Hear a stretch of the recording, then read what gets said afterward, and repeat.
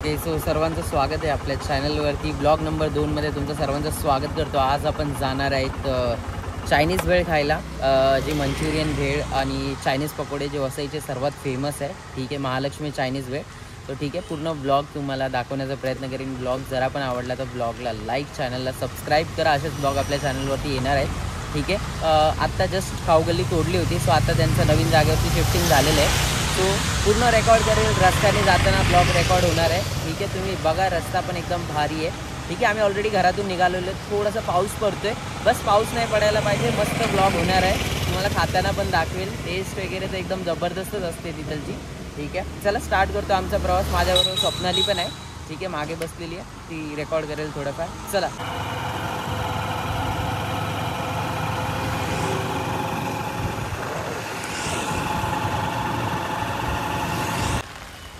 Okay, so अचानक ना जोरात पाऊस सुरू झालेला आहे आणि आम्ही साईडला थांबलेलो आहे. पण थांबल्या ना इथे एक जबरदस्त असं सुंदर मंदिर आहे. ठीक आहे, वसईलाच आहे हे. भुईगाव रोड पासून गिरीजवाला जो रस्ता जातो ना, तिथेच एक मस्त मंदिर आहे. ठीक आहे, सो हे पण दाखवणार आहे. पहिले आम्ही हे बघून घेतो मंदिर कसं आहे. ठीक आहे, सो आम्ही इथे पाया पडायला चाललेलो आहेत दोघं.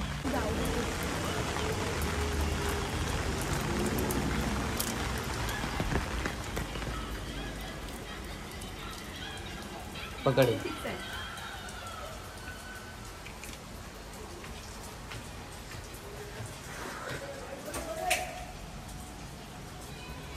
सो मित्रांनो, बघू शकता काय अशी मूर्ती आहे जबरदस्त.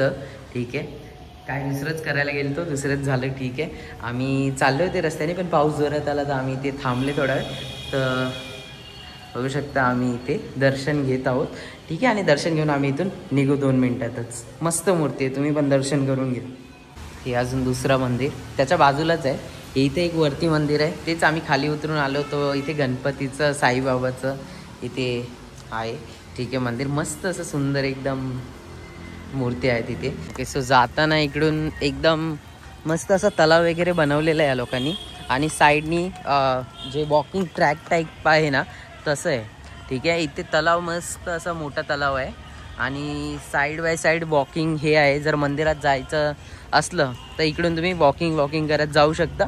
आणि एकदम जो भुईगाववाला रस्ता आहे, भुईगाव रस्त्यावरून गिरीजला जो रस्ता जातो ना, त्याच्यामध्येच हे मंदिर आहे. तुम्ही बघू शकता, तुम्हाला रोडलाच दिसेल हे मंदिर.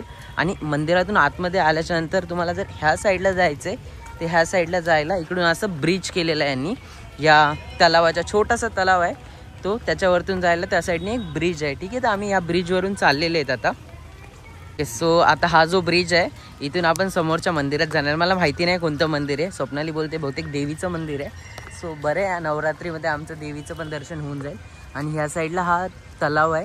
तलावाच्या वरतून ब्रिज मस्तपैकी एकदम यांनी जे पण काम केलं एकदम मस्त वाटतंय. जे इथे साईड बाय साईड तुम्ही बघू शकता.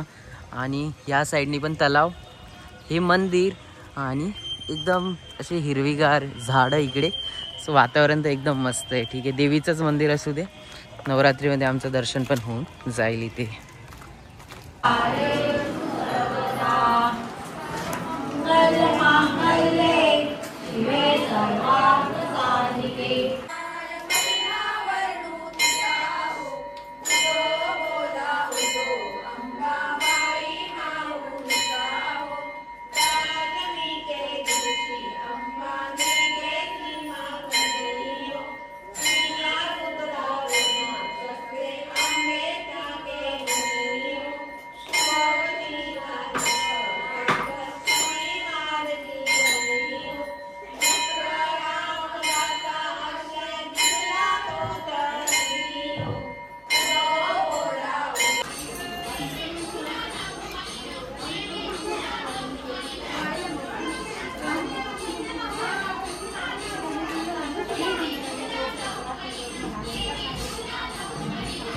सांगू नाही शकत एवढं भारी दर्शन झालं. ज्या गोष्टी नशिबात दिलेल्या असतात त्याच्यातली एक गोष्ट होती. आणि आम्ही विचार पण नव्हता केला. पाऊस जोरात येत होता, त्यामुळे गाडी साईडला लावली आम्ही. आणि गाडी साईडला लावून जसंच आम्ही आलो तर इथे मंदिर होतं. पहिले मंदिरात पाया पडलो, दुसरा ब्रिज वगैरे क्रॉस करून ह्या साईडला आलो तर तसं देवीची आरती चालू झालेली. आणि देवीची आरती जशीच चालू झाली, पडली असती आत्ता. देवीची आरती चालू झाली, आम्ही आरतीचं दर्शन वगैरे घेतलं. आम्हाला आरती हा माहिती आहे थोडंसं जरा स्लिपरी येते, तर तसं दर्शन वगैरे झालं. त्याच्यानंतर आम्हाला आरतीचा सुद्धा चान्स मिळाला इकडे, आणि ते पण नवरात्रीमध्ये. फक्त स्पेशल आहे हे सगळं, ते तर नशिबामध्ये लिहिलेलं असतं ते नक्की होतं. बघून घ्या मित्रांनो, हे आहे ते. आणि खूप म्हणजे आतमध्ये जे लोक आहेत ते पण एकदम जबरदस्त आहेत, की त्यांचं जे मंडळ आहे ते पण मस्त आहे. हां, लगेच आरती पण दिली आम्हाला, की म्हणजे आम्ही मागे उभं होतो, त्यांनी समोरून येऊन सांगितलं जा बाबा तुम्ही आरती स्वतः घ्या. आम्हाला वाटलं पण नव्हतं, त्यांच्यामध्ये चालू होतं ते. नंतर मग आम्ही पुढे गेली, आरती वगैरे केली, नंतर प्रसाद वगैरे घेतला आणि आता इथून निघून आता डायरेक्ट खाऊ गल्लीत जाणार आहोत. पण खूप छान एक्सपिरियन्स होता, जे विचार नव्हतं केलं ते झालं. ठीक आहे. सो हे पहिलं मंदिर, हे जे बजरंगबलीचं मंदिर आहे हे वालं. त्याच्या बाजूला गणपतीचं मंदिर आहे जे मी तुम्हाला ऑलरेडी दाखवलं आहे. आणि हे जे आहे ते देवीचं मंदिर आहे. ठीक आहे, जोगेश्वरी देवी गावदेवी मंदिर असं करून त्याचं नाव आहे. आणि हा जो रस्ता आहे इथून तुम्ही आतमध्ये डायरेक्ट येऊ शकता. ते डायरेक्ट कंपाऊंड बघू शकता, समोर कंपाऊंड आहे, एकदा दाखवतो. ठीक आहे, हे कंपाऊंडवरून तुम्ही डायरेक्ट आतमध्ये येऊ शकता, नाही तर मग तुम्ही इकडून पण येऊ शकता. ठीक आहे, आम्ही ह्या साईडनेच आले होते. ठीक आहे, चला इथून आता आम्ही निघतो, डायरेक्ट खाऊ गल्लीमध्ये जाऊ. पहिले आम्ही आमची गाडी घेतो आणि निघतो इथून. टाटा.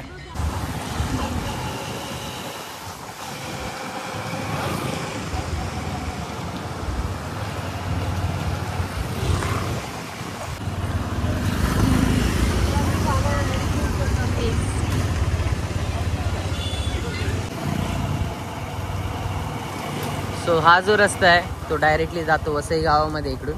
ठीक आहे, आम्ही बंगलीवरून टर्न घेतलेला आहे आणि आपण चाललेलो डायरेक्टली वसई गावात. इकडचे जे रस्ते आहेत ना एकदम असं तुम्हाला वाटेल गोवन वाईब आहे इकडे. ठीक आहे, सो एकदम असे हिरवेगार आणि बंगलो टाईप्स आहेत आणि एकदम असे जे बंगले आहेत ते पण असे जुन्या टाईमचे बंगले आहेत, मस्त एकदम असे जे ओल्ड बांधकाम होतं ना तसे बंगले आहेत तिथे.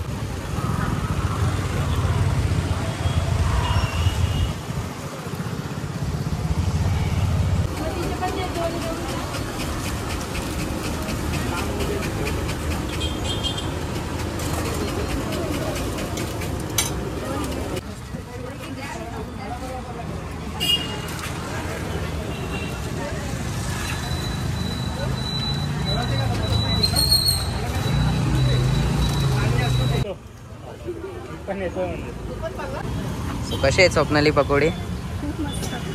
किती खाल्ले आतापर्यंत? ऑलरेडी खाऊन झाले वाटतं. उद्या पाहिजे तर आम्ही एक स्पेशल ब्लॉग रेकॉर्ड करणार आहे. ठीक आहे, काकीच्या पकोड्यासाठी, महालक्ष्मीसाठी. मी आणि माझा भाऊ येऊ उद्या इथे, पकोड्याचा व्हिडिओ रेकॉर्ड करणार आहेत आम्ही दोघं येऊन. सो पूर्ण ब्लॉग उद्या येईल ह्याच्यावरतीच, की कसं बनवतात वगैरे काय. सो लेट्स सी उद्याचा व्हिडिओ कसा होतो तो. आजचा ब्लॉग इथेच एंड करतो. ठीक आहे, पकोडे खाऊ टेस्टी असतात. मी 10 वर्षापासून, ऑलमोस्ट 10 आणि 12 वर्ष झाली, 5वी 6वी पासून हे पकोडे खातोय मी. ठीक आहे, उद्या येऊन स्पेशल ब्लॉग रेकॉर्ड करू याच्यासाठी. माझं बोलणं पण झालेलं आहे काकीसोबत. तो ठीक आहे, उद्या 10 वाजता आम्ही रेकॉर्ड वगैरे करू. बट आत्तासाठी जर ब्लॉग आवडला असेल तर ब्लॉगला लाईक, चॅनलला सबस्क्राईब करा. असेच व्हिडिओ आपल्या चॅनलवरती येत राहतील. भेटतो तुम्हाला नवीन व्हिडिओमध्ये. तोपर्यंत स्वतःची काळजी घ्या, स्वतःच्या फॅमिलीची काळजी घ्या. टाटा, बाय बाय.